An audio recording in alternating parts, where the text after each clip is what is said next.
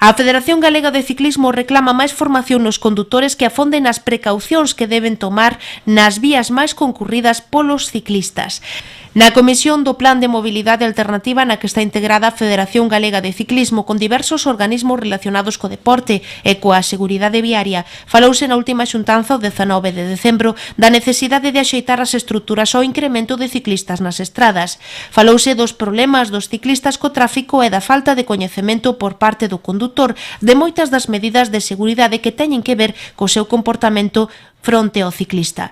Aquí é onde radica unha das solucións ao problema, segundo indicaron.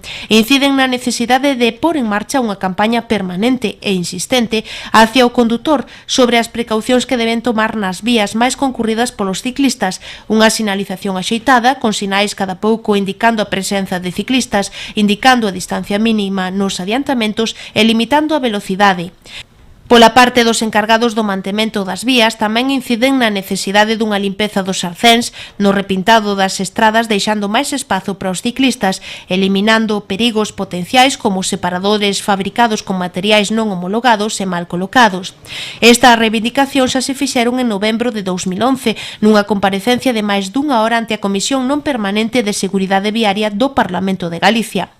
Lamentan que ata agora os organismos e entidades encargadas da divulgación das medidas de seguridade estean máis centrados en concienciar ao propio ciclista que ao condutor.